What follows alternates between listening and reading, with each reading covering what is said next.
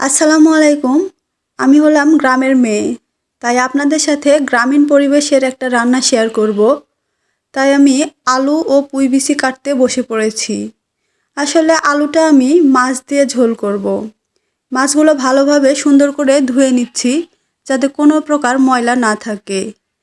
আর আমি এদিকে মাটির চুলায় রান্না করব। মাটির চুলায় রান্না করতে যতটা না কষ্ট, মাটির চুলার রান্না ঠিক ততটাই স্বাদ।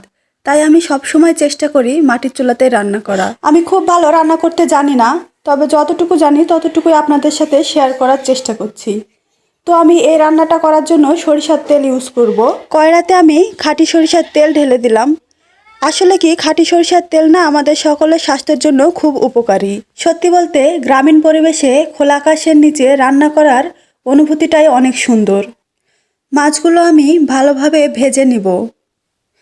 ফ্রিজে রাখা মাছ, তাই আমি মাছের মাথাটা একটু বেশি সময় ধরে ভেজে নিলাম। এইদিকে আমি রান্না করছি, আর ওইদিকে দেখেন আপনাদের প্রিয় তুলি আপু তার হাঁসগুলোকে খাবার দিচ্ছে। আসলে এটাই গ্রামের সৌন্দর্য। হাঁসগুলো খুব সুন্দরভাবে তুলি ভাবির কাছে খাওয়ার জন্য চলে যাচ্ছে। আসলে এই সৌন্দর্য গ্রামে ছাড়া আর কোথাও খুঁজে পাওয়া যাবে না। এইদিকে আমার মাছ ভাজা কমপ্লিট। এখন আমি মশলাগুলো কষিয়ে নিব। মশলাগুলো কষানো হয়ে গেলে আলুগুলো দিয়ে সুন্দরভাবে ভেজে নিব। সত্যি বলতে নতুন আলু যে রান্নায় দিই সে রান্নায় খেতে খুব সুন্দর হয়। এই দেখুন কি সুন্দর একটা কালার চলে আসলো।